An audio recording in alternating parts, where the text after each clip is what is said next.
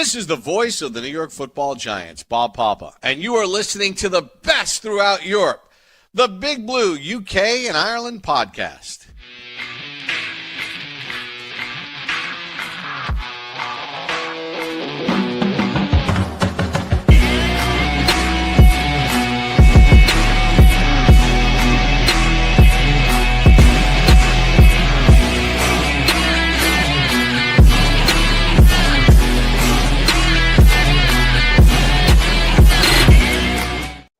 Welcome back, Giants fans, to the latest edition of the Big Blue UK&IRL podcast. As always, we are proudly in association with Annie's Man Club. Lads, remember, it is okay to talk, and tonight we are 75% British, 25% Irish. As always, we are still 100% Giants, and we're back to bring you our review of the Giants' second preseason game against the Miami Dolphins. And we'll also be bringing you our 53-man roster predictions for the upcoming season later on as well. So stay tuned for that. Plus, there may be a little surprise coming later on in the show, but we're Shane working nights. Joining me tonight's Kev, is Aaron, and for one very short appearance only, we welcome back a familiar face, Big Time Charlie, co-host of the Irish NFL show. Ex-producer Craig is in the house, ladies and gents. Boys, happy 300th episode. How are we all doing? Yeah, good. I mean, 300 episodes. I was surprised when we got to 10 episodes, so it's hard to imagine now we're at 300, and it's good to have Craig back on because he's such an integral part of what we sort of built here and what we've done. We get a chance to talk about a Giants win, which they didn't get to do too much last season. Albeit a preseason win. Yeah, it's I've been sort of counting these numbers down, and I reached out to Craig a couple of weeks ago going, "Oh, we're coming up to 300. Can you come on?" Because I think it's, obviously it's a statement time. It just so happens to work out. It's 2 weeks before we go live on the season, and it's a really good point. Kind of, we've seen a little bit of Harbaugh. We've had our palates tasted, and then we're kind of a little bit more informed, especially over this side where we can't get to practices and that kind of thing. So the preseason games are the first thing that we get to watch. So I've watched every single minute of Giants preseason football. I may not keep that record up for Game 3, but I feel like I now have some more solid take. Yeah, it's nice to be back, boys. Like you said, albeit a slightly shortened version of what I would normally do with you guys. But yeah, we've got a live show in Dublin on Saturday, so I'm gearing up for that, and it's going to take a little bit more work to get some stuff done. But more than happy to be back on and chat Giants. I think I've only been able to chat Giants like properly once this off season with the great. Was it Good Teams Win, Great Teams Covers guys? So it's nice to kind of get back to familiarity a little bit, and there's some optimism I think going around with what's going on, because it's obviously a new dawn, a new day, new time, and it looks promising. Like there has been little bits, and you can't get too excited over pre-season. You have to temper the expectations a little bit, but. Yeah, it's good. And then obviously, episode 300, something that, all four of us on screen have built alongside Shane. And long may it continue. I think you guys have really gone from strength to strength since I kind of had to drop out and go and move over to the Irish NFL show side of things. But long may it continue, and well done, boys, on kind of keeping it up. I know it hasn't been a great off-season in the terms of being able to get all the information, because it's obviously a lot quieter than what it normally would be with Daboll. I think with Harbaugh, he's open, but I feel like they want to kind of keep things a little bit more secretive if they can do inside the building. So I don't think we've had as many leaks as we would normally expect. But looking forward to having a brief chat with you boys. Yeah, man. I mean, like I said, it almost feels like there was kind of a media mole inside the building previously, because there was always so much information coming out. Now there's not really much in the terms of details or anything like that coming. So it's quite nice, but at the same time, it's like we want to know. But yeah, it's good to have you back on, man. It's always a pleasure having you on. Obviously, like Kev said, you're an integral part of building what we've got here. 300 episodes in, and I don't think any of us ever thought we'd ever get to 300 episodes. If you look back at the first sort of few months that me, Kevin, Shane started this up, compared to what we are now, it's almost like night and day. So it's it's a privilege and it's a pleasure to be on here every week, and to have you back on as well, albeit for a short amount of time. Craig, is always a pleasure, mate. So you're welcome back anytime. But obviously, I know you've got other priorities and other commitments. Obviously, with the Irish NFL guys, you're smashing it over there, man. So keep that up, and it's great to see you going. Great to see you doing good things over there with them. Yeah, cool. 300 in. Like I said, if you are watching live, get involved in the comments. Send us your questions. Let us know what you thought of the game at the weekend. Let us know who you think is going to make the roster, who's not going to make the roster, who's on that bubble. Like I said, we'll be bringing our roster predictions at the end of the show tonight. Like the episode, subscribe to the channel if you haven't done already. Audio listeners, leave us a review on your platform of choice. Aaron, how many 5 stars. Thank you very much. 5-star review would be very, very nice. Thank you very much. You can also now buy us a coffee as well, or beer, or whichever you decide. Head over to buymeacoffee.com/Big Blue UK&IRL. The QR code is in the top corner. And you can also find the link in the description of the episode. So as it's our 300th episode, I said we had to bring back Craig to get his thoughts on the upcoming season. Obviously, that you've already kind of mentioned the start of John Harbaug's reign with the Giants. But are you excited for the season? What have you made of John Harbaugh so far? What stood out for you? Anything you're concerned about? Yeah, what do you think? I think it's going really well, and I actually think in a weird way, and I'm going to start this off in a way that Shane would absolutely hate. But in a weird way, I think John Harbaugh's starting to bring out the best of Joe Shane already, and that, you know, we are in a very, very short time period on what we're kind of covering. But if you look at what he did with the Daniel Falele, there he is. If you look at what he did with the Daniel Falele trade, getting that sixth round, I mean, a sixth rounder, I thought 7 at most. So to get a sixth rounder is amazing. You look at what he did obviously he moved up to get Malachi Fields.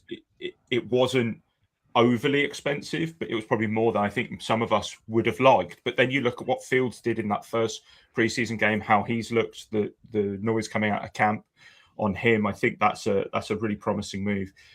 I think a lot of people were maybe a little bit worried when free agency was there, and obviously he started bringing in just X-Raven after X-Raven after X-Raven. But you can see with what he did or what happened with Daniel Falele that it's not a given that you're going to make the roster. He brought in the good players there, brought in a couple of people who maybe could push themselves forward and obviously knew when to kind of cut that.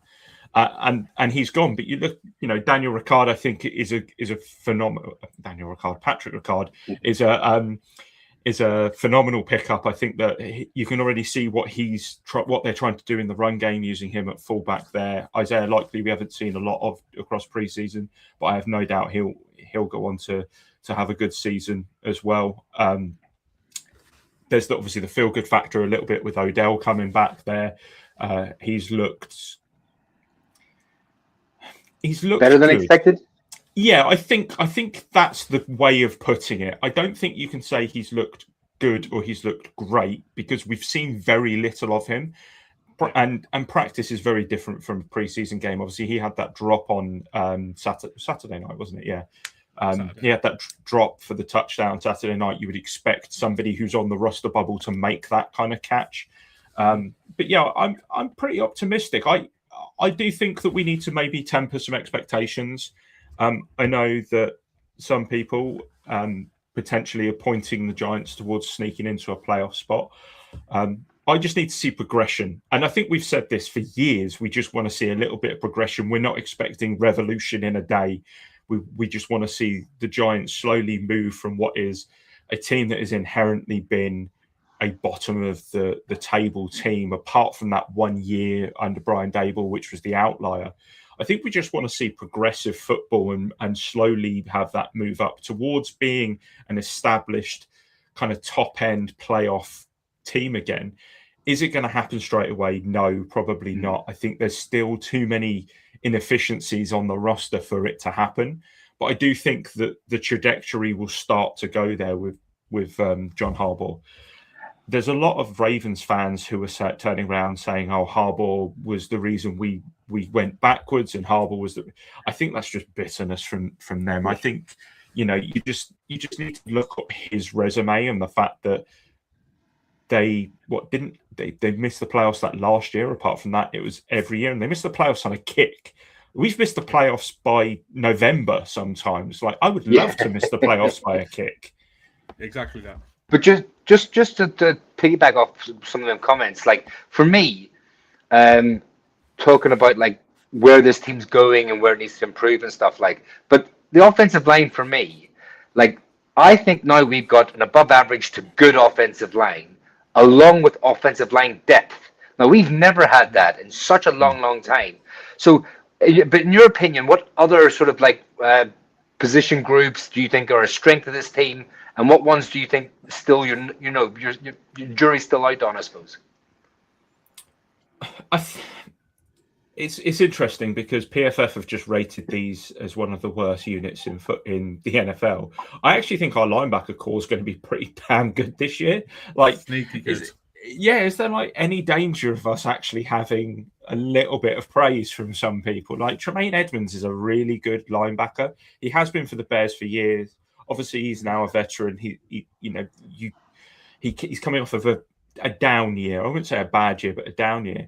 But you listen to what Chris Pizzignano was saying to me when I spoke to him a couple of weeks back. Like he was saying, Arvell Reese is an absolute dominant monster. And he's been itching to hit people, and obviously he's only done it in bit parts during preseason, but you can see the like urgency and the violence that he plays with, and I think that he's always gonna hit the ground running from day one in the same way that we expected Abdul Carter to do, but he didn't quite do it straight away. I feel like there's definitely something there. I think offensive line as well, you are right. I don't think it's so much again like a revolution, because we've kind of kept it stable, and stability is one thing that the Giants just hasn't had on offensive line for so long. I think bringing in Bowie Noah is a brilliant move. I think JC Davis has looked well above his draft position. Like I think he's looked really good. Marcus Bowe we always knew was going to be a good backup and potentially a good starter. And then they're not just resting on their laurels. They did bring back Evan Neal, obviously, to try and see what happens there. I don't think Evan Neal makes the roster, in my personal opinion. But you never. He could end up on the practice squad because there aren't going to be teams clambering for him. I think when you look at the weakest position, defensive tackle still worries me. I think Shelby Harris is good. I think DJ Reader is good. Bobby Jemison, there's something about him. His sack celebration at the weekend was brilliant. Darius Alexander, I still want to see more from, and we need consistency from him. He can't just flash anymore. If he wants to take that next step, there needs to be a consistency level to him. Outside of defensive tackle, I don't think there are many weaknesses. I think we have upgraded in all the other areas. I think cornerback as well, as much as we think it's a weakness, I actually think we might be okay there, and we just need average play there. Like cornerback's the new offensive line. We just need average. Yeah. I mean, Newsom surprised me, to be fair. I've been quietly pleased with what he's been producing, and not only in training but in the games as well. And Corey Black as well. He's another name that who's sort of putting his hand up as well for this team, I think. Yeah, absolutely. Yeah, there's some good young guys in the DB room. I think, like you said, you've got to look at it. Do we have a top 10 cornerback on our roster? No, but do we have some decent guys that are there that can do the job and do it fairly well? Yes, I think we do. It's just second season for Adebo with the Giants. You got to see where he is. Obviously, Drew Phillips in a contract year. You got to see where he is. And it feels like we have a lot of number twos, doesn't it? Yeah. I think we're kind of moving into a phase where the hope is we compete with the teams that are playoff teams. Maybe not beat them, but actually compete with them. And the teams that are not playoff teams, we put to the sword, right? And we haven't been able to do that over the 300 episodes that we've covered. Even the year where, even the Day Bowl year, there was a lot of one-score games, sneak it over the line. It wasn't necessarily even blow away the opponents that we should blow. So, I guess, Craig, the question is: are you seeing the makings of a team that has leveled up in that competition instead of being one of those teams that's bottom 5 in the hunt for a first round pick? Do you think we have leveled up just on what you've seen so far? Yeah, I think when you look at what we've got, I think you would be amiss to kind of think, oh, we're not going to be anything more than the middle of the pack or anything less than middle of the pack. I think that's where we are going to fit in quite nicely. And I don't think that that's a bad thing. I would love to be able to say that we don't pick in single digits this year, because that's like we've just done it so many times that I'm kind of bored of it. I also hope that we don't have 2 first round picks anymore as well, because again, there's just like a little part of me that gets a little twitchy. But I actually think we nailed it this year in the terms of what we did. Even though they're 2 picks I didn't think we were going to make at all. Like you could have given me 100 predictions before the draft, I wouldn't have picked either of those 2 players out, especially Arvell Reese. But yeah, I can't see any reason we can't just be in that kind of not middle, but you know what I mean, like what the Vikings competitive in December. yeah, exactly. Like the season's still alive in December. It might be mathematically on the edge, but like it could happen, sort of thing. So. Yeah, there's a lot to like about this team. I'm really looking forward to the season. I can't remember the last time I genuinely said that when Dable came back at the end, at the beginning of last season, and like there was no change there between him or Joe Shane. I think a lot of us had already kind of half given up on the season before it had even started, and we knew that there was going to be issues. Even when Russell Wilson came in, and you know, obviously we had Jackson Dart and Cam and all of that. I think a lot of us still were kind of a bit tetchy about what our prospects were for the season, but I think you would be amiss to not at least be excited for the season, looking at what's going to go forward. And so just quickly, out of the new additions, give us a couple. It could be draft picks, it could be free agents. Out of the new additions to this roster, who are you most excited to sort of see on the field this year? Or whose jersey have you ordered? I haven't ordered a jersey yet, and also I am not making any bets on anybody returning kickoffs or anything like that. We're going to keep that in house this year. Arvell Reese, I think. Arvell Reese is a no-brainer. Like he's just that. He is that guy. That. There's nothing about that. I really like that. I really want to see Isaiah Likely do well, and I think he will. I think the tight end position is just something we just haven't had anyone really good there for quite some time. Other than that, I don't know. Like Tremaine Edmonds, I think is being slept on a little bit, and I just feel like there's going to be something there. And I think if his veteran savviness can just complement the raw power of what Arvell Reese is, I think it will be quite a good tandem there. So I think that was a shrewd pickup. I also really like Stout as the punter. I think you've seen it in the 2 preseason games that we've had. Yeah. Stout is an upgrade on, like when we were watching Jamie Gillen, we were like, oh, Jamie's all right. And every so often he'd do something good. But then when you watch somebody who's just that little bit better, you go, oh, okay, that's why we're paying him that. And we pay That's Jamie what you're supposed to do. Yeah, exactly. The difference, there's the you know, exactly. This is a good punter versus a great punter, and so, I think Stout is definitely up there as one of the best in the league. All right, before you drop off, Craig, putting you on the spot a little bit, give us a bold prediction for the season. Bold prediction for the season. Malachi Fields will finish the season's second most touchdowns of any Giants. I just want him to decide what number he's going to wear so I can get that jersey. I think that the big-bodied receiver is something we've missed, and I also think it's almost a bit of a safety net where in the same way as what Isaiah Likely is going to be for Jackson Dart, I think Malachi Fields would be a safety net on those kind of short yardage positions when we're in the red zone. And I think that a lot of teams are going to expect us to run the ball because we literally have a human wrecking ball in Cam. And then we've got obviously Pancake Pat, who's going to help us in those. I think a lot of people are going to think we're going to run the ball. I think Fields will end up getting quite a few touchdowns this year.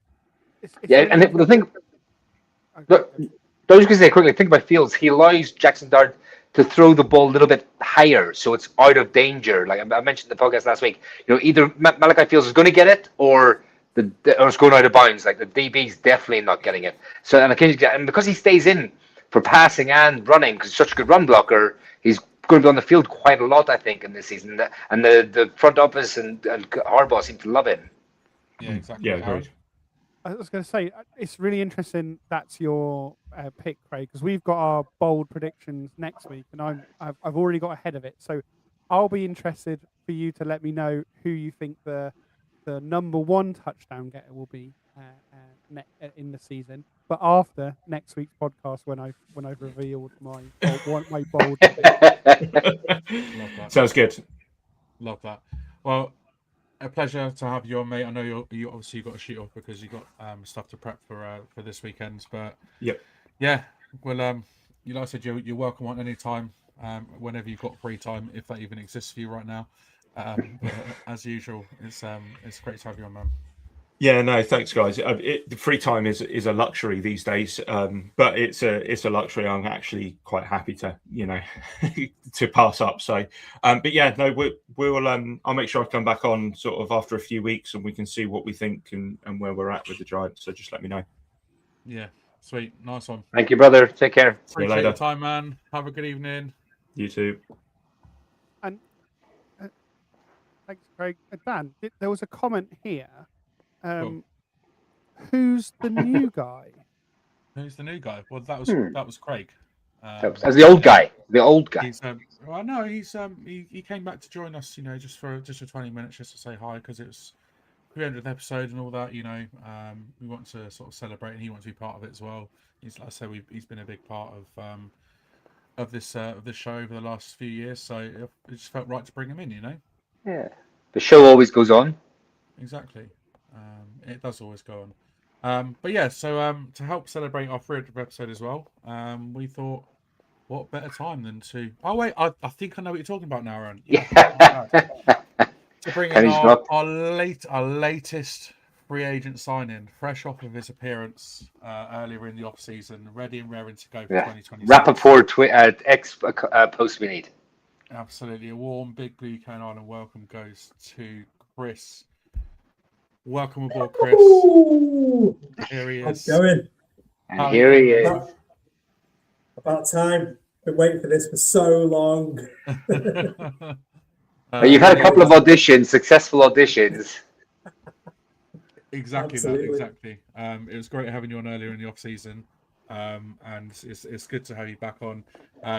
Chris is going to be joining us as a full-time replacement for Craig. Craig can obviously dip in as and when he can, but yeah, we thought it was a good time to bring in a fresh new member to the pod. So great to have you on, man. Looking forward to the future, and yeah, welcome. Absolutely. I'm chuffed. I'm good to talk ball with you guys. There's nothing better than talking Giants ball and other sports that are going on throughout this season of 2026. So yeah, couldn't be more happy. And I've joined a good crew of lads to talk Giants football. Nothing better. So yeah, happy to be aboard. It just lined up obviously nicely with episode 300. Obviously, it's a new Giants era. It's a new era for us here as back as a 5-man team, because we do go to a week very soon, and it's very difficult to get us all aligned and on the pod. So having that extra man in the rotation helps us bring these podcasts twice a week. And we know the news is going to be thick and fast this year. Hopefully, with lots of Giants W's, like I said, in this new Harbaugh era. So exactly. I would just say with Chris, obviously, like when you've been on the podcast before, like you such a good job, like and your depth of knowledge is so good, and you've always been good crack as well when we met up and stuff. Like, just seemed like a perfect fit to sort of fill that little bit of a void, sort of like that Craig left when he went. But just for everyone watching, I suppose, do you want to give me a background of like how you're a Giants fan, how you got into football in general, and just let everyone know sort of a little bit about yourself. Yeah.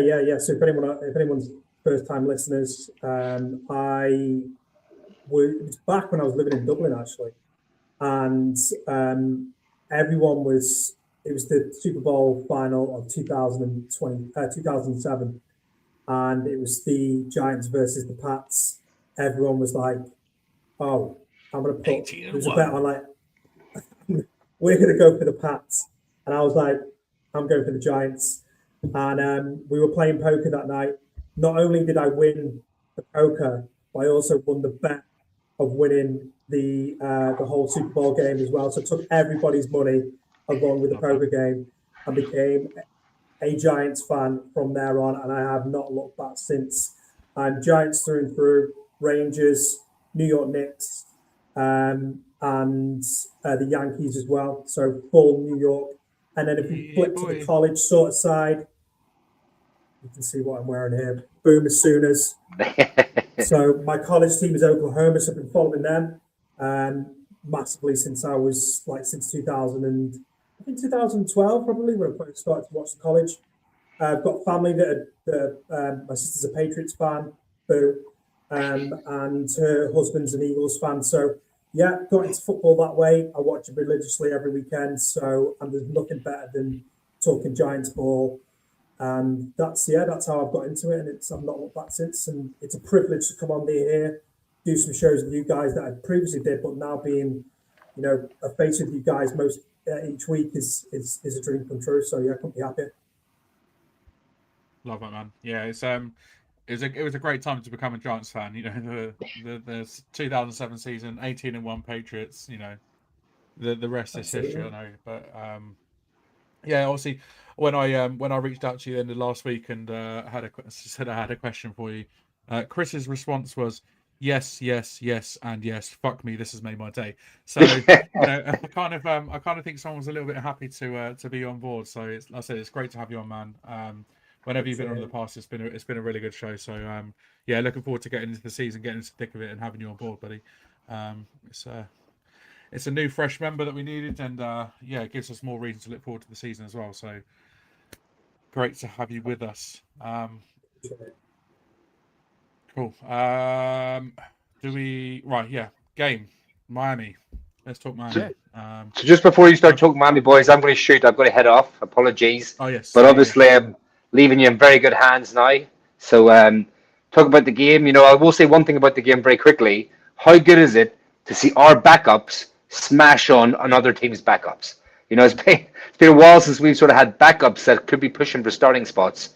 And tell you what, I'm here for it. So I'll let you guys crack on and talk about the game. And cheers. I'll catch you on the other side. Peace. Have a good evening, man. Cheers, lads.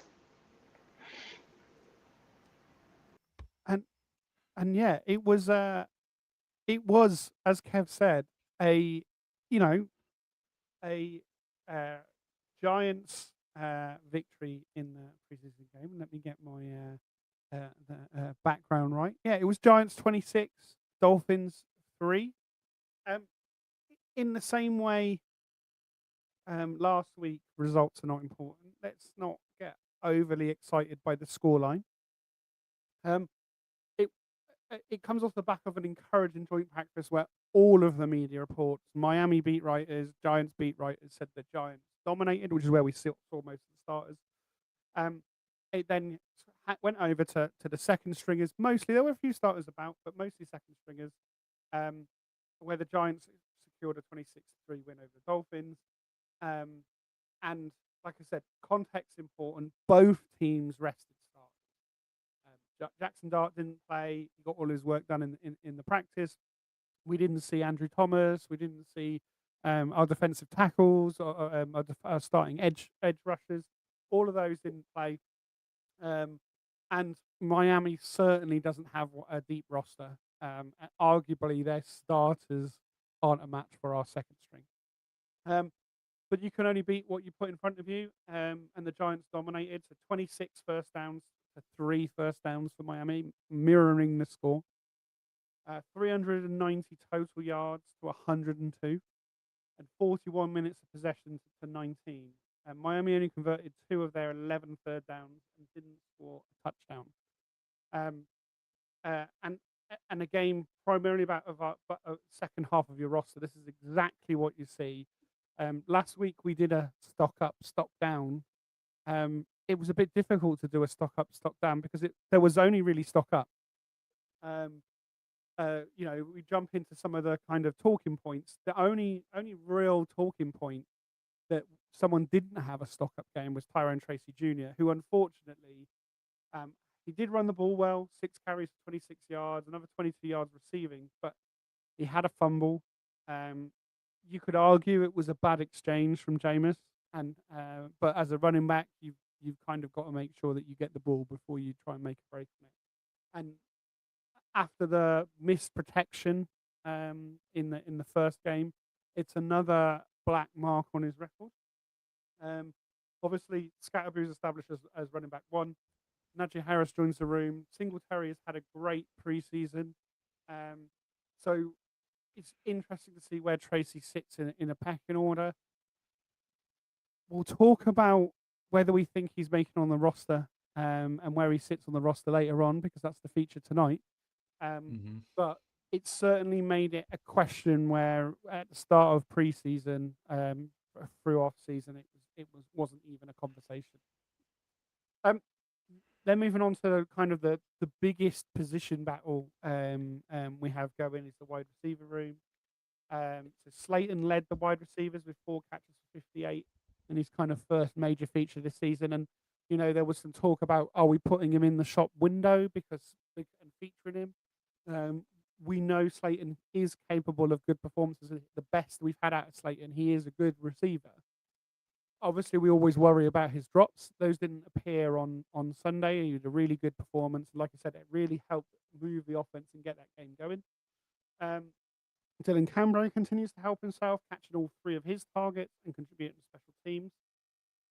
Calvin Austin also showed his versatility as a runner, receiver, and returner.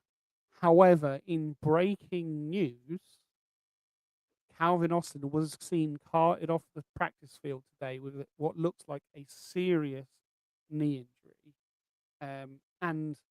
So on that, it was put on the Athletic not long ago. Let me find the article. He was running a route on one-on-one drills. He appeared to clutch his right knee while on the ground, clearly in a lot of pain. Specifics of his injury are currently unknown, but the reaction of his teammates was quite telling. So, not looking good for Calvin Austin. Yeah, and he had a really good game. He showed his kind of ability as the slot receiver. He showed his ability as a returner, and it was like, well, actually, I think this is, with the idea of being 2 tight ends and taking your slot guy off the field, you were like, oh, maybe we actually want to see a bit more 11 personnel with him in the lineup.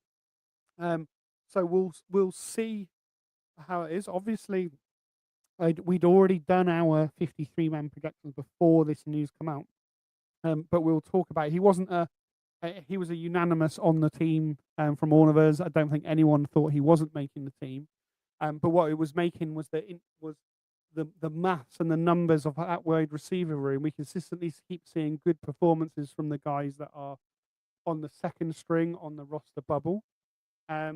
Even guys further down the order are playing, are performing well. Maybe not Jalen Hyatt, but certainly a number of wide receivers. I think Xavier Gibson had a good reception, good return. So it's really tricky. We didn't see Darnell Mooney in the game. He was excused to be best man at his brother's wedding. I don't have any reason not to excuse him, but as a brother, why do you schedule a wedding in the season, right? But that's clearly not Darnell's fault. Obviously, Juju's gone, but every other player is fighting for those spots, and it really is becoming the hardest position group to leave somebody out. Yep. And even get down to a number that's historically the number of receivers, somewhere 5 or 6. Getting down to 6 is really hard. I found it really difficult. Certainly there's other years where you've taken 5 through. That there's definitely going to be 6 on the roster at least when we get to cut day. And moving on to the other side of the ball, probably the biggest positive was the defense. So Miami managed only 102 yards and 3 first downs. Drew Phillips, after getting beat on a deep pass, where he looked all at sea, quite honestly, he actually gave up a pass interference and the reception on the same play. He forced a fumble later in the drive, which Tyler Newbin recovered. Tay Banks responded well after a difficult preseason game. Greg Newsome was phenomenal on the opening drive when he saw some time. And again, down in the depth, so we've had sacks from Bobby Jameson Travis and Zach Pickens. Regardless of the level of opposition, holding your opponents to 102 yards says, one, you've got a good scheme and coach. So that seems to be something that we were really worried about and something that seems to be resolved. And then the guys are just competing themselves, trying to make this roster. And you know, it's really good to see. And then finally, we've been covering it all thing like it was one of the big issues. It's kind of almost taken a back seat. But the kicking battle, we still have nothing separating the kickers really. So Zvada got the first half. He made field goals of 43 and 32 and handled his extra points as well. Ben Sauls added kicks of 27 and 37. So and Sauls already kicked the longest of the lot with the 46 against Minnesota. So all the kickers remain perfect. It will go down to the final cut. Obviously, we've heard reports of Zvada being slightly better in the practices and having more in the practices. Chris, special teams is your specialty, right? Have you got anything to add on that kicker battle? I was going to touch on what you just talked about, Aaron. And for me right now with the kicking battle, there's a couple of things that are kind of standing out to me. So Dominic Zabada has handled, obviously, as you said, the first half, going 2-2 on the field, 43 and 32 yards, and was converting both extra points. Ben Sauls on the other side came on for the second half, hitting field goals from about 27 to 37 yards, which was around scoring. Now, having said that, I would say Zabada is probably winning the job for me. And the reason why, if I give a bit of depth into the range of power that he's got, is Zabada has a routine made 50 plus, 60 plus yards, field goals. He's making it look effortless throughout the camp. He went 13-13 in minicamp, including 53, 56, and 60 yarders. He's given the offense a realistic scoring zone starting around the opponent's 40-yard line. And under the NFL's kickoff rules, Zabada has consistently hit the hang time. And I mean when that ball's going up, as you've seen on kickoffs, and you've got that big, for our listeners that are watching the games on the weekends, you've got like a yellow box. If you can hang time that ball for a realistic good time, it gives the offense a realistic scoring zone starting around the opponent's 40-yard.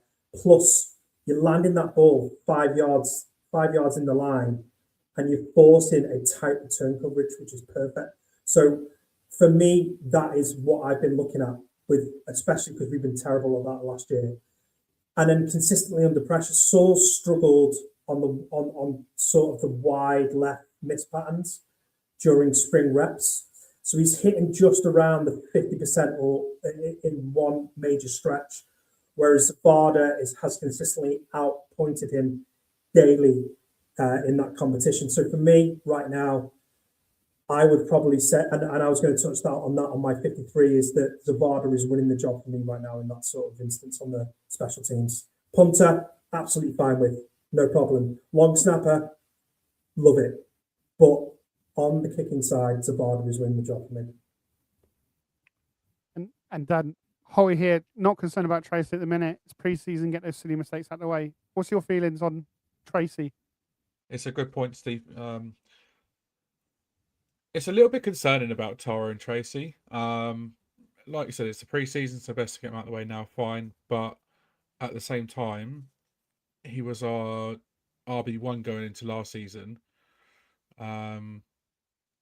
Shouldn't be making silly errors like that. If it was on Jameis, if the handoff was half on Jameis, then okay, fine. But again, I think like you said as well, he's probably one of the only players whose stock went down in that Miami game. I personally think at the moment Singletary could even get above him to RB2, and him drop to running back 3 on the depth chart. Obviously, what you don't want to do is knock his confidence. What you do want to do is boost him up and get him on the field in the Jets game at the weekend, and to really sort of like get him back into a positive frame of mind. But he's not done particularly well with the first 2 games of preseason. There's not been a huge amount of great things that he's done during camp either, and I don't know if I trust that he can do that job going into the season as a number 2. Devin Singletary, he is, you get what you get what it says on the tin with him. He's very consistent, like 8 carries, 40 yards against Miami. But I think after the Miami game, I think Tyrone Tracy's in a worse position than he was previous to it, and I'm just a bit concerned about what it looks like for him moving forward, especially with a running back like Najee Harris on the roster as well. An experienced veteran, been there and done it in the league for quite a few years. I think the jury's out in terms of whether he, looking around, I think the jury's out whether he even makes the roster at the moment. He's almost on the bubble. I think he does personally make the roster. I mean, spoiler alert for my 53. But there's maybe someone on this podcast, not necessarily the 3 of us, but there is a member of this podcast who doesn't think he makes the roster. So I'd rather not our RB2 be this inconsistent this close to the season. But let's see what happens in the Jets game. Yeah, and I think there were far too many performances in this game for us to list them all. Otherwise, we will literally be here all night because there was loads of things. The one thing to take away, the level of competition. We don't think Miami are going to be a good team this year. So just you again take it with a pinch of salt. The Cowboys game will be the real proof. I said I can't list everybody. One guy I did forget that I wanted to highlight was JC Davis, the rookie tackle. Played the entire game. The only player that played the entire game at left tackle and didn't put a foot wrong the entire game. Again, Miami pass rush is nothing to write home about. However, it's not just the pass blocking, it's the run blocking, it's him getting minutes of that kind of thing. And it really does give you hope that, if the tackle position is fixed. If someone was to miss time with a concussion or a small injury, Bo and JC Davis have the opportunity to get. Even your dog agrees, Aaron. Your dog agrees about JC Davis. Does she want to go out? Sorry, next door's dogs are barking, setting this one off. Oh, it's okay. It's all right. Carol, what were you going to say? What were you saying? She's quiet now. So there, it was just a really good, performance. Obviously we've talked about Bo stepping inside. You wouldn't want to, when he's like your swing tackle, you don't want to risk him stepping inside. No. But now future seasons, maybe at the end of this season, Obviously, knowing that centre's a position in need next year with JMS and Runyon or guard are also on final years of their deals. Can Bo get on the field in a starter and stepping inside, especially when, from his point of view, if he sees there's competition at tackle, and to be the next man up at tackle might be more attractive than a starting guard. Might be not. But to be, I'm not even guaranteed first one up at tackle, but I can start at guard. Okay, I'll move inside and get on the field and these kind of things. So I think it's really interesting for how that offensive line looks. But competition all over the roster, which is, perhaps something that we're not used to in preseason, in saying where before it was, are there 53 players that are worthy on being on this roster? We're now going, which of these players that are NFL caliber aren't making this roster? Who are we actually letting go that deserves to be here? Yeah, great point. I mean, I think like you said, the receiver room, obviously with the Calvin Austin injury, it might be a little bit easier to pick the 6 or 7.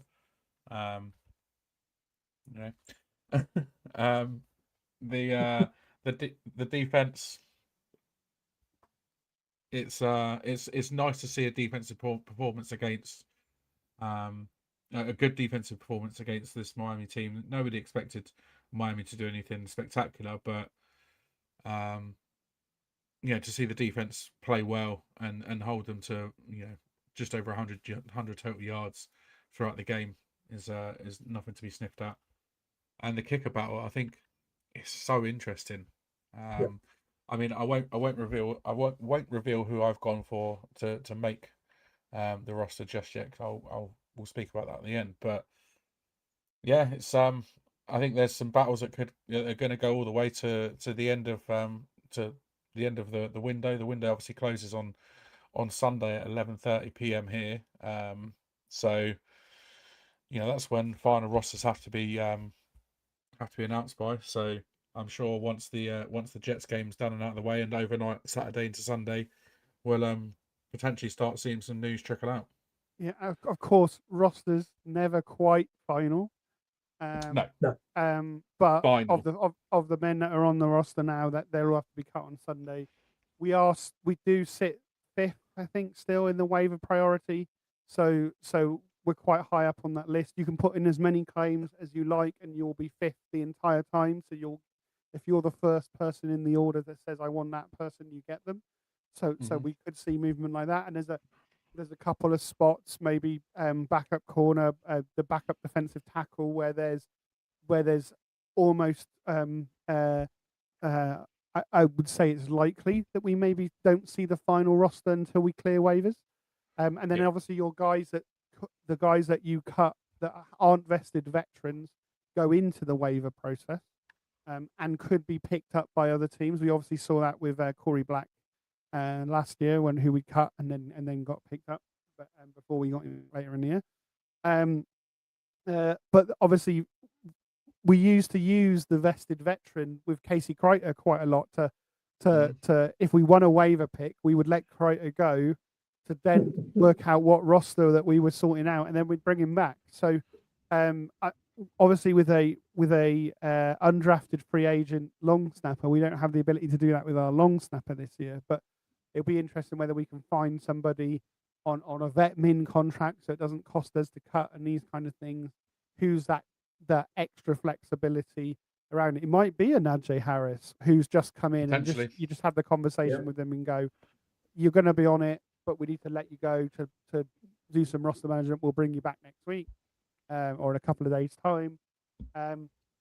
Obviously, injuries are the other thing. So we now have the ability to obviously carry some guys through the process onto IR without having to cut them or cut someone else and then bring them back. There's a little bit more play around those sort of things going into that final cut. But it looks like one of the guys that was going to be in our 53 or was in our 53 now could be heading to IR, which creates opportunities. It certainly does. So looking ahead to this weekend, and obviously the Jets were on the technically we're the road team at the weekend, even though it's in MetLife. Make it make sense. So we'll be playing in white for those that will be watching, no doubt. What, Chris? What are you looking out for mostly in that game? What's really sort of got your eye, and what do you want to see from the game? Well, it's obviously it's a New York rivalry, isn't it? Everyone says, "Oh, there's nothing between the Jets and the Giants." There always is when we play them, especially on on home turf. You do want to come out and you do want to play as well as you can. These guys that are getting cut at the weekend that could potentially selling insurance on the back of this, or possibly what I've been hearing on the old through the internet at the moment is could be going back to college football teams. You never know. But I want to see this weekend. Come on. There's one guy that might be flipping burgers. Could be. Could be flipping burgers. I Selling bet you know if insurance. McDonald's will hire him at the moment. Well, this is it. Or they could be going the other end and playing back in the SEC or the Big 12, depending on what's going on with the likes of the college football at the moment. I don't want to get into that too much. But these guys are going to have to go out this weekend and really show themselves.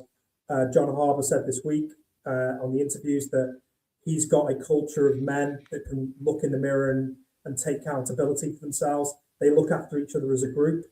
You haven't seen that in past seasons with certain, within the locker room, because there's been some, sort of camaraderie where it's a little bit different. They haven't been that close. I think the way he's got hold of the scruff of the neck and told these guys that, look, go out there and play your best football. This is about football. And he constantly said that throughout when he came in.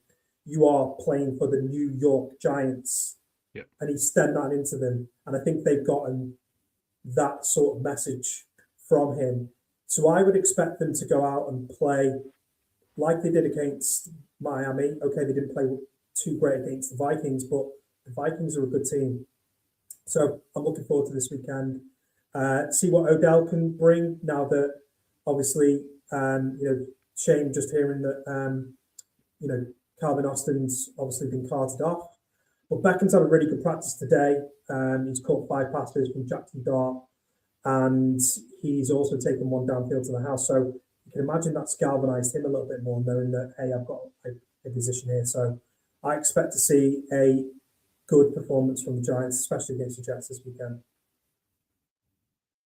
Yeah, for sure. I'm hoping to see the starters for a quarter or a couple of drives, because traditionally this game you wouldn't see them at all, right? It really is about the guys that are trying to get it's the game that you're trying to secure employment. But It's with those the bubble starters guys. not playing in Miami, obviously they had the joint practice.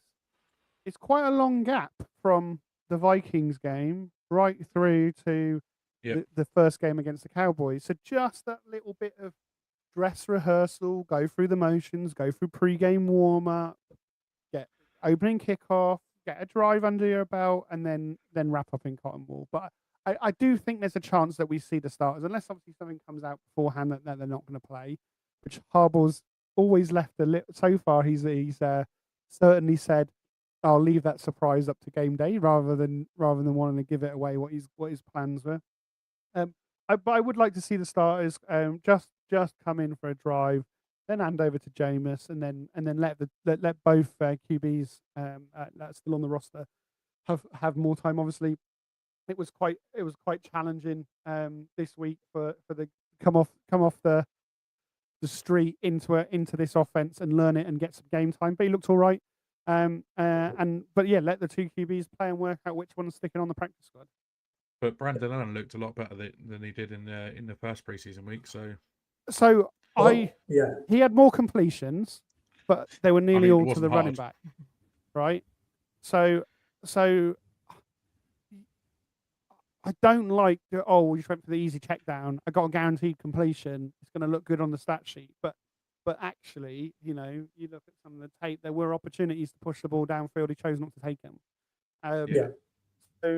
So yeah, his stats look good, but I don't know if this was a him go into his shell a bit more, and I don't know if I want that from my third QB. I want a guy, like I said, I have no problem him being, if the reason they're taking him is to be that on the field coach, to be that extra coach in the room, on the practice squad, this, that, and the other. But if we think we've got anything in the other guy, he should be on the practice squad and develop, right? Yeah. I just want to point out as well, preseason one. I don't know if you guys felt this when I was watching the game, but Brian Flores seemed to just literally just be like run him over. And I don't know if he's got a bit of a, because obviously he was meant to come to the Giants, there's all this hoo-ha around him and all that kind of thing. He had a bit of a chip in his shoulder on that preseason one game where he just literally he ran us over. He ran that offense. So he was just like blitzing every single time. Yeah. I don't know what you guys felt for that. I just felt like I was watching it and I was like, he is just laying it down to these guys right now. He doesn't care. Yeah, you're not wrong. I think the Vikings did play very, very hard. I don't know if the Giants expected them to play so hard, especially on defense. And yeah, maybe he did come in with a bit of a chip on his shoulder and just throw the house at them. But yeah, the Vikings defense looked very good. But then you're up against a second string offensive line. When our ones were on the field, we outscored them 7-3 when the ones were on the field. So it's when you got the twos on the field, it's a little bit different. But I think the Vikings game was a better test than this the Miami game was. Obviously, the Vikings are a much better team. Nobody expected really anything from Miami, and they put absolutely nothing up in terms of performance. And it, for their fans going into this season, they must be absolutely dreading it. But we've been there, and we know that feeling. So I think the Dolphins game was a nice sort of like nice confidence booster for us. But yeah, the Vikings game was maybe a little bit of a surprise of how hard they came out playing, and how hard, especially preseason week 1. But maybe they're just out there fighting for their spot on the roster. So it's a valid point there you make, Brian Flores. Yeah, there was a lot of talk about him coming to the Giants. It didn't happen. So maybe he did want to show the organisation what we missed out on. So this weekend, I think the Jets game, there's the whole Tyrone Tracy thing is going to roll over into this weekend. You want to see a good solid performance from him. The wide receiver battle, Odell Beckham Jr., Dalen Cambry, even Braxton Berrios as well. Obviously, in terms of he's probably going to make the roster as a returner. But he's in amongst that battle anyway. I also do want to see more out of defensive backs. I know we said there's not really a massive concern about the DBs, but no one's really sort of flashed, or no one's really sort of stood out or shone in the defensive backfield so far. So I want to see a little bit more from them. I want to see more from Greg Newsome if he's on the field, and obviously it goes without saying Deontay Banks as well. You want to see more from him, and the defensive line as well. I think that room is the defensive tackle position. It's very up in the air at the moment. There's not really anybody again that's stood out in this preseason. So it would be nice for some of them to stake a claim for their spot on the roster. Yeah. You were gonna add something there, Aaron? That's all. No, I think you got it all there. I think, like I said, third preseason game, nice. It's obviously a traditional game against the Jets. It's always good to win that rivalry. It's always good to win in MetLife/Giant Stadium. Giant Stadium. I mean, there is talk about the Jets. The Jets are on the prowl for a new home and might build a new stadium, and we'll have it to ourselves, and we'll be able to have all the branding up permanently and make it paint the stadium blue. That would be nice. But yeah, it's the third preseason game. We're about done with preseason football, aren't we? We enjoyed the preseason when we haven't had football for all those months. but now that we've had 2 pre-seasons games, we're ready for the real thing, for the result to actually matter, right? It's, Yeah. week 1. Yeah, exactly that. Can't come any Exactly that. sooner. And mate, I mean, it's still 2 and a bit weeks away. Like Aaron said when we were talking about the this weekend, it would be nice to see the ones on the field, because it's what 16, 17 days until we play against the Cowboys. By the time obviously the game comes around on Saturday, it'll still be 15 days plus. We're Sunday Night Football week 1. So there's going to be a long stretch there where if the ones don't see the field on Sunday, you could run the risk of them being a little bit rusty, a little bit game time rusty. So you don't want to see, you want to blow them cobwebs out a little bit. So I would like to see the ones at the weekend, even if it's just for the first 2 drives, you know. Yeah, I agree. Cool. All right then, shall we look at some roster predictions? Yeah. So This is going to be fun. Yeah, I didn't know what photo to put. I thought that, 53 man. It's the first collaboration product from these 2 guys. It's John Harbaugh. First New York Giants roster, and it's always they always say every year is a new team, because the kind of players all come back. So what we did this week, all of the members of the podcast, past and present, have submitted their 53 men roster, and I can reveal exclusively. I think this is everyone's first time saying it. There are 44 unanimous names. 1 second, I'll get up on screen. That's more than I thought would be. So, unanimous names: Wow. quarterbacks Jackson Dart and Jameis Winston, running backs Cam Scatterboo and Devin Singletary, fullback Pat Ricard, a wide receiver Malik Neighbors, Darius Slayton, Calvin Austin, and I wish I'd add this was before we knew about the injury. Yeah. Darnell Mooney and Malachi Fields. Tight end Isaiah Likely, Theo Johnson, Chris Manhurst. Offensive line Andrew Thomas, John Runyon, John Michael Smith, Francis Mona, Jermaine Illuminor. We all know are the starters. We also then have Bo, JC Davis, and Azudu, all as unanimous decisions on the roster. Special teams, we were unanimous. Dominic Zada has won the kicking battle. Jordan Stout and Ben Mann. Defensive line edge, there was different people had different. I've merged them together because different people had different people in different categories. So I've just merged them all together. Depends where you get the roster from, right? Yeah. So we've got DJ Reader, Shelby Harris, Darius Alexander, Chauncey Golston, Brian Burns, Abdul Carr, and Kayvon Thibodeau as unanimous roster selections. I don't think there's any in any of these positions. I don't think necessarily there's any name that probably wasn't expected to be up here. Linebacker Tremaine Edmonds, Arvell Reese, Michael McFadden. Maybe Jack Kelly is the first one that was, at the start of the off season. We thought, oh, maybe this is a guy that will go on a practice squad for some development, but he was unanimous in the linebacker room. Cornerbacks Paulson Adebo, Greg Newsome, Drew Phillips, Dante Banks, and Colton Hood. So kind of the 4 guys that have been rotating at CB 1, and the kind of incumbent slot guy all made it on. The safety, Javon Holland, Tyler Newman, Darius Washington, and Jason Pinnock, all of them unanimous inclusions in the roster. So that's the 44. Any immediate reactions there, Dan? Running back, interesting. There's only 2 names there. That'll be that's an intriguing one. I wonder who didn't. I wonder who didn't select Tyron Tracy. I'm surprised. I am a little bit surprised it's unanimous with Dominic Zvada. Yeah. Granted, I obviously selected him. But the main reason I selected him, obviously everything Chris spoke about.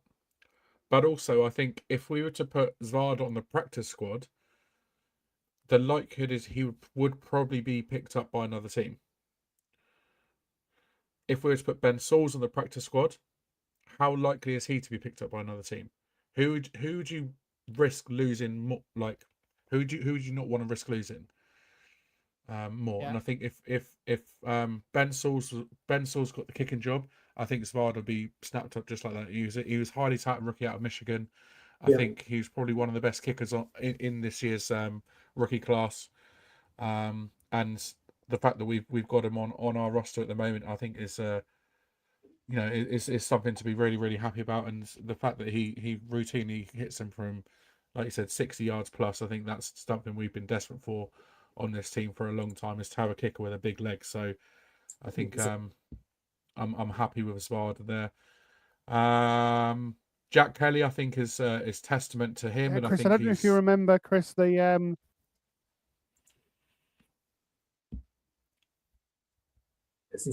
just talking about kickers. Chris, I don't know if you remember the last proper kicking battle we had, where we ended up trading the losing kicker. I don't know if you remember that Brandon McManus being on the roster and being traded out as that was about 2014-15, something like that. We've had multiple kicking issues in this Giants franchise over the history, apart from when we had it cleanly and it's just gone to pot. So we need to get on board with that. I've mentioned it so many times. So yeah, that was another case. Yeah, we've not had a young rookie kicker this good for as long as I can remember.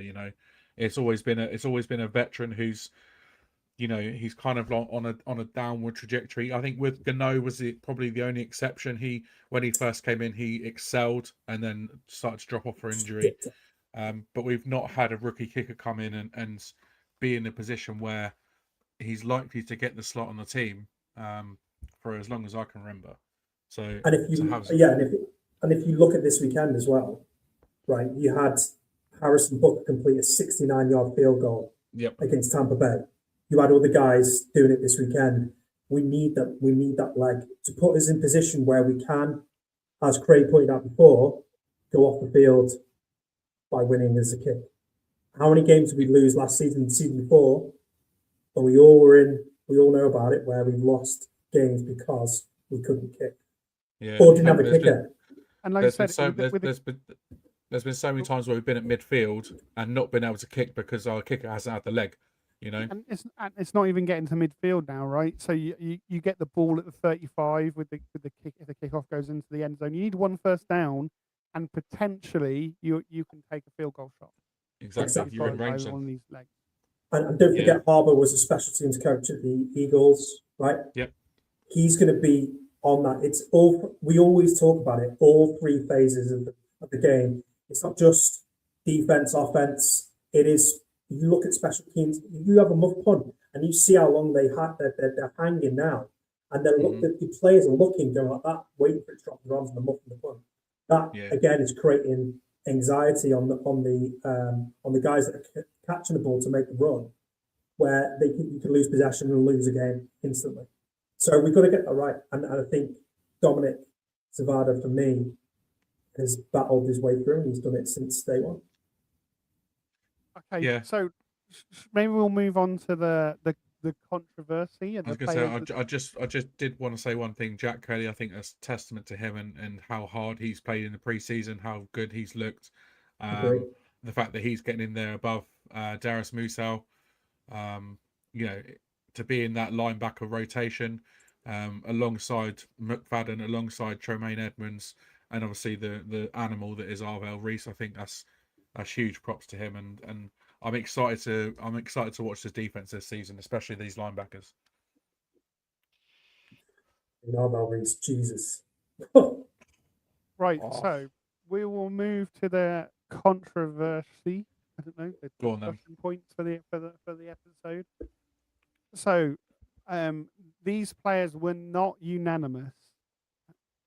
So, there were 4 players that received 5 votes and didn't get the 6th vote to be unanimous. So, running back Tyrone Tracy, Shane was the only person to leave him out. Wide receiver Braxton Barrios, Shane was also the only person to leave him out, favouring Dylan Camray instead. That was probably the way I would read that pick, was he went with that guy instead. Odell Beckham Jr. was not unanimous, with Craig being the one Disgrace. to leave him out. Craig Disgrace. was well, both Shane and Craig were the only two that got to the 6-man wide receiver room. So it's probably more realistic.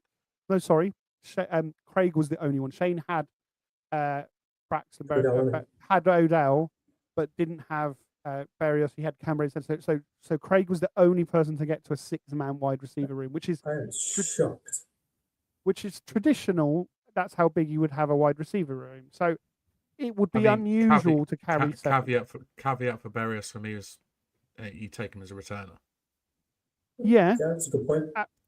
However, we now know that it's not a 7-man wide receiver room because Calvin Austin's injury looks like it could be season-ending, or certainly enough to start At on least to go on the IR. short-term IR, right? So, Yeah.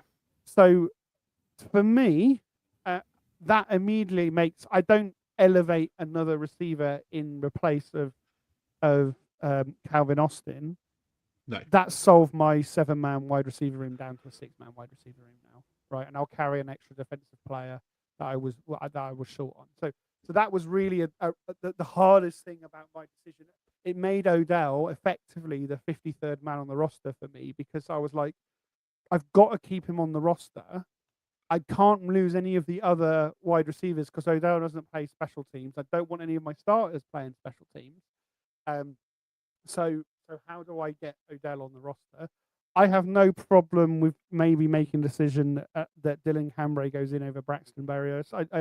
I think we can get Cambray on the practice squad, so I would probably lean to taking Berrios over that. But that's how I would review that. Kind of what I went with as well. I think Cambray will probably clear waivers and stay on the practice squad, but I think Berrios, because he's had a pretty solid pre-season and camp, I think the risk is he might get snapped up. Yeah. And then the final position, Aaron Stinney. So Shane again was the break from tradition. That's 3 of the 4 Shanes. Unique roster construction that broke it from thing. And Shane went for effectively keeping both centers, so Lucas Patrick and Brian Hudson. Keeping both of them, whereas everyone else went to keep Stinney and only keep one of the 2 backup centers. So that was the kind of selections there. Tyron Tracy, not on the roster, or he hasn't been that bad, has he? Like I said, I think he could find himself on the bubble, but I think he's done enough to. I mean, his history and his time in the league so far, I think he's done enough to warrant himself getting a spot on the roster. And don't forget as well, guys, like it's pre-season. You'd rather get these kind of niggles out the way. I believe he's been having a great practice, but it's just the pre-season games. Maybe something's got into his head, or someone's just punched him. I mean, his fumble wasn't great. I'm not going to lie, but it is what it is. I'd rather him do it now than do it hopefully not in a game. But it's not the first time we've seen a running back fumble during the preseason either. Definitely not. You go through all those games on the weekend, I've seen plenty of guys drop in the ball multiple times. And Shane's not here to defend himself. He may have said that he thinks he's going to trade him and get him off the roster and get some value for him. I think he could be a trade candidate. It's not, I'm laughing, but do you know what? He speaks a lot of sense. You know, just to round out the running back room, obviously no one has selected Eric Gray or Bankston as sneaking in. We obviously got Pat Ricard as well, who you could argue is in that running back room / tight end room. So Shane's gone with 3 running backs, including Pat Ricard. The rest of us have gone 3 running backs, not including Pat Ricard. So in fact, not all of us. One thing I will say about Eric Gray is that I think he's probably had the best preseason he's had of his Giants career. I'd agree on that. And I think he should be a waiver claim for somebody, right? I think so. I think he will. I think a team will pick him up based off of the preseason he's had, and it'll be a shame to see him go, but he's not really performed anywhere near what we expected of him over the last couple of years. So I think if we do lose out on him, it's probably not the end of the world. But obviously we wish him luck. Well, I mean, Okay. he's a fellow Sooner. I mean, obviously, I'd loved to have him where he is, but I agree with you, Dan. I think he's had a great preseason, handled heavy lifting, and especially in the second half against Miami. I think he was compiling around about 70 total yards to sustain scoring drive. So he's had, but unfortunately he's left it too late in my eyes. And I don't think it's a realistic conversation to say, "Oh, is Gray threatening Tracy's roster spot?" It's.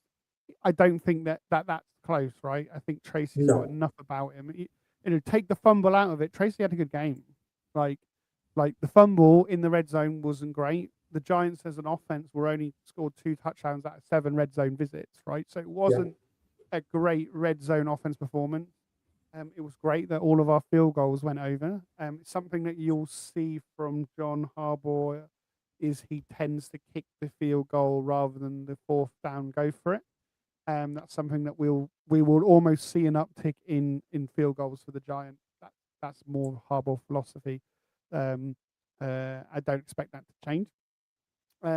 But yeah, I think Tyrone Tracy for me, the only way he's not on the roster is if he's traded. I think, but he has shown himself tradable, like expendable in the sense of that if someone came in with a decent offer, you would. Well, there's plenty of teams out there who want a running back that are struggling right now. So yeah, he would be well up there. I would have thought. Yeah, and he could be the starting running back for the Steelers, for example. It's a great point. Right. Yeah, very true. Speaking of Steelers, former Steelers running back, 4 of 6 selections, all of these guys. Running back, Najee Harris. Offensive lineman, Brian Hudson. The 2 that didn't select Brian Hudson had Lucas Patrick. So all of us had effectively Hudson and Patrick as a backup center. For me, it's very obviously Patrick's been injured, had a knee issue. Hudson's played really well in his time independently. One of them will definitely be on the roster. If Patrick gets it over Hudson, you can sneak Hudson onto the practice squad. Great. But I think Hudson's probably done enough for me to go, well, I'd rather keep him around than I think so too. Than Patrick.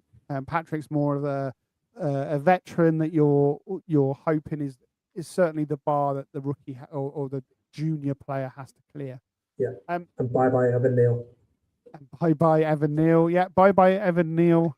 Don't you put him on the practice squad? Just get rid of him. Oh, don't, Dan, do not start that. Do not, if he goes on that practice squad, I might have a meltdown. He is gone. So, did I miss on the? No, I didn't. So, and then cornerback Art Green was one of getting 4. The other 2 had Nick Jones. I think. Let me just double check. Kev went Corey Black.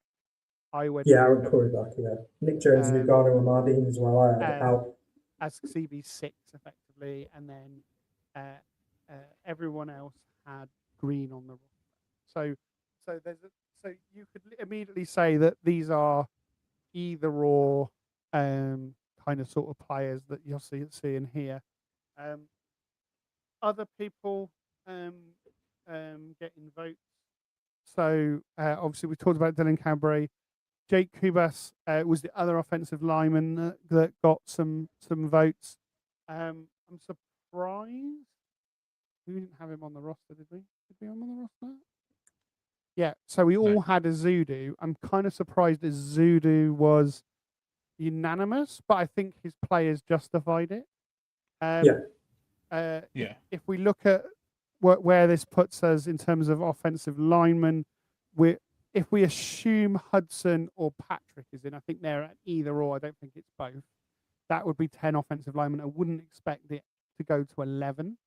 I think 10 is traditionally quite high. obviously this 27 on offense has now dropped to 26 on offense with the 7 wide receivers and the 4. This is so sorry. I should add. This is assuming the majority selections make the roster, because we're obviously a democratic bunch here. So that actually leaves 1 spot, but now 2 spots on the roster. Obviously the 27 offense, 22 defense, 3 on special teams. So we need to take 2 from here. Now, I can tell you we've got a really long Lakey Fotu, Zach Pickens, Josh Tupu, all got 2 votes each. So we all thought one of these defensive linemen is making the roster. We couldn't agree at all which one of them is. And even to the point of, I actually think whoever gets that spot in the 53 will be replaced as a waiver. And we'll try and upgrade the waiver, someone being cut somewhere, replacing that person on the 53-man roster. I don't know if you guys have got any strong opinions about the backup defensive lineman that we're talking about there. Just looking at mine, yeah. I mean, we've got Harris. Lakey Fotu is probably the one I'd probably say if we've got a spot, we'll probably make it. I don't know what you guys think about that. Yeah, he's who I went for. Yeah. Josh Tupu as well, he's thereabouts, but I think for me, like, Zach Pickens, maybe, I don't think he had the best. I think there was a couple of skirmishes in some of the practices as well that some of the coaches picked up on in his attitude, so I'm not sure. So I went with Topu because he's more of the the nose tackle type, right? Mm-hmm. Now maybe BJT makes him a luxury. Obviously, Darius Alexander is more your 5-3-5 tech rather than the thingy. We've seen. I've actually listed Chauncey Golston as a defensive tackle like lineman rather than an edge. I think he can play edge. I don't see how he gets to the field as an edge without injuries. No, but I think he could be on the field as a 5 tech, sort of inside shade on a tackle. And therefore you don't, if you've got Reader, Harris, and Golston as your starting 3 with Alexander as your 4, I think then you want to find a guy that maybe an edge as your extra guy on the team, as your backup edge if in injury purposes, rather than even the defensive lineman. But sure. None of these guys have really jumped out for me, and I would expect them to be the first man off the roster if somebody more interesting comes available. Yeah, this is it. This is what I said about the defensive line as well. The game coming up this weekend. None. Like you said, there's 5 names there. None of them have really stood out. So one of them needs to make a claim for that roster spot, because it is, it's going to be fine lines for these guys. And the likelihood is if nobody really stands out, chances are none of them are going to make the roster. And we'll look for someone on the waiver wire. Yeah, I think your point there makes perfect sense, Dan. I think coming up with a lot of these teams as well, there'll be some ones that would have been interested for Harvard before, but they've already been taken. So I reckon there might be some guys out there that could fit the bill of what we want, just to strengthen that defensive line, the edge, and all that kind of stuff for the Giants. So Musau was the only player here. Patrick had 3 votes as well, but the other 3 people went for 4 people went for Hudson because Shane took both of them through. Musau was the only person that had 3 of 6. So we've only got 4 linebackers on the roster. The only other linebacker, half of us have said, well, we'll sacrifice a linebacker for a extra receiver or running back. Half of us have gone, no. Balance on offense and defense is more important. So I want the 20. I want 24 on defense and 25 on offense. He's a bubble guy because of how well Kelly has played. And and he has never, in his opportunities, he's never stood out. I'm kind of surprised that none of the other linebackers got a vote ahead of Musel. We were all, like I said, we were all unanimous on the 4 that have made the roster, or that in our roster. Interesting. It might be the end of the road of him as a Giant. I think so. What were your thoughts on him over the camps and everything else? What stood out to you? Anything stand out to you? I just think he's a limited player that doesn't offer any more than kind of special teams. Really, he hasn't shown enough at linebacker to say he offers something over and above it. I've seen that from Kelly. Yes, Kelly's limited, but at least when he plays up and there's some good plays from him, and then there's going to be okay, he got physically dominated, or he got lost in the wash on those plays.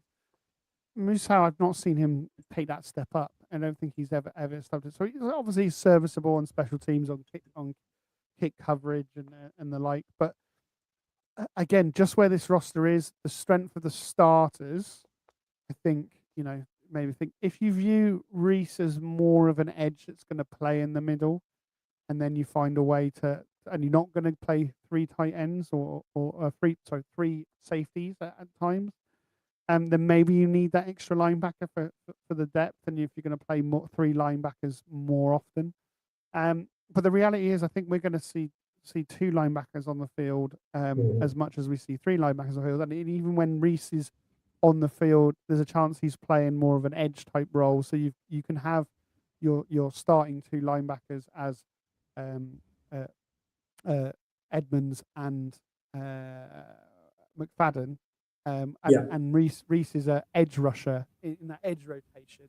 Especially again, this is why I haven't got the extra edge.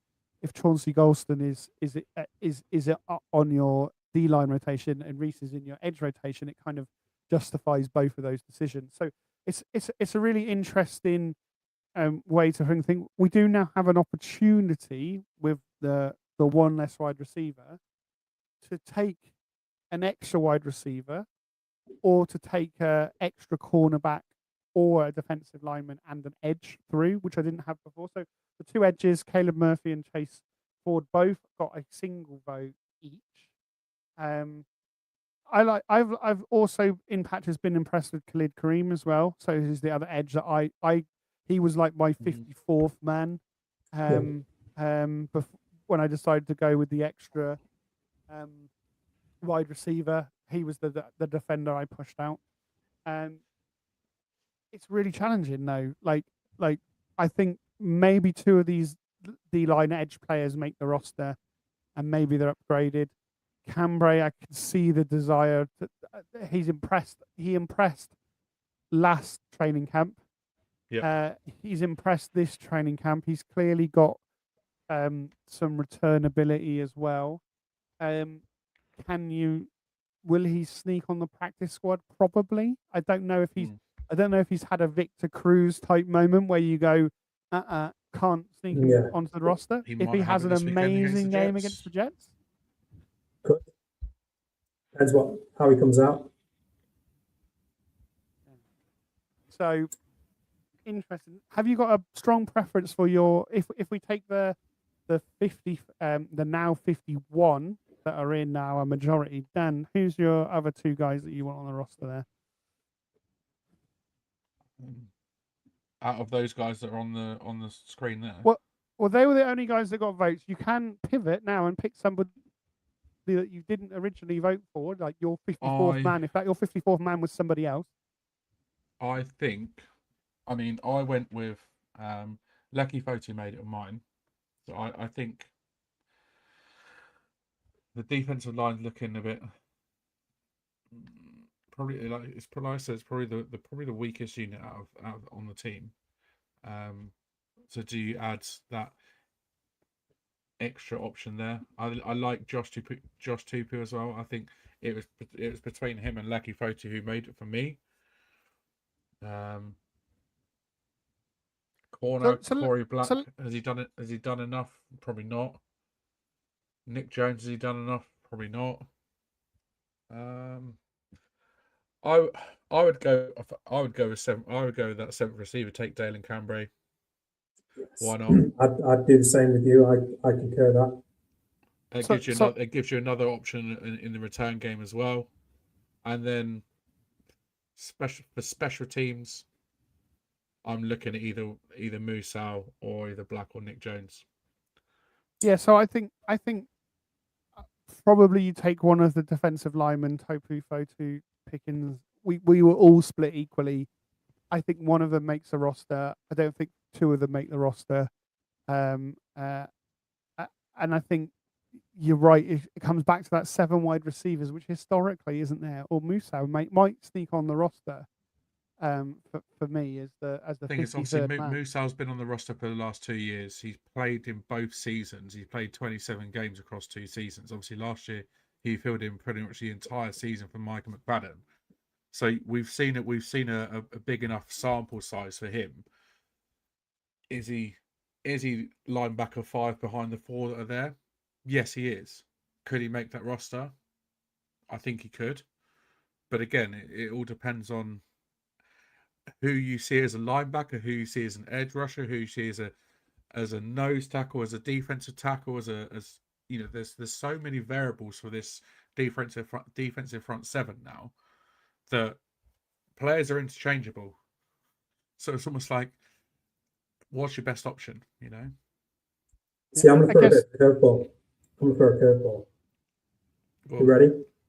So I'm going to go with what you said with the wide receiver. I'm going to take Dale and Canberra. But then there's talk of the Giants. Well, I don't know what you guys thought, but do you think the cornerbacks and the safeties are that defensive end is a bit like Swiss cheese at the moment? Do you think it's strong enough? So I think if we don't touch Corey Black or Nick Jones, we've got 6 cornerbacks and 4 safeties. I don't think we need to add another guy. I can see someone, like I said, I had Nick Jones over Art Green. You wouldn't take it like Elijah Campbell or anything like that? I don't think so. Okay. I think your decision here is one of the defensive linemen. I think even if it's not one of the names here, just to strengthen it, there's going to be another person picked up at that position in the waiver wire. And then it's your decision really is, do you go with 7 wide receivers or Musau? I think that's the decision. I guess you could say, I can't afford to give up Lucas Patrick and have both Hudson and Patrick on there. Again, Hudson and Patrick for me are interchangeable. We were all split on whether we had them. Just Shane tipped it over because he had both, and that meant 4 to Hudson and 3 to Patrick. So one of those two is in that. For me, those two are interchangeable, and then it's any of those 3 D linemen. One of them makes it, and Dylan Cambray based on that. The good news is we've only got to wait till kind of Monday at 6 p.m. when the waiver's clear, and we'll know. Yeah. Exactly that. Obviously, I said roster cut downs got to be made by 11 p.m. on Sunday night. Sunday night? Yeah, Sunday night, isn't it? Sunday night, yeah. And then obviously, waivers clear at 1 p.m. on Monday. So then Monday afternoon, our initial 2026 roster will be set. No doubt there'll be more moves made as we build up towards the season. Because like I said, there's a 2-week window between roster cut downs and the season actually starting. So, we've historically seen moves made in that 2-week window, and no doubt there will be. There'll be guys that are out there on the waiver wire that will pick up, and guys that potentially make the 53 that we let go. There could be injuries coming. Touch wood, hopefully no more injuries. But it's all, the roster's always in flex. But that final 53 at the end of camp is going to be an interesting one. Like I said, there's so many interchangeable pieces on, especially on that defensive front 7.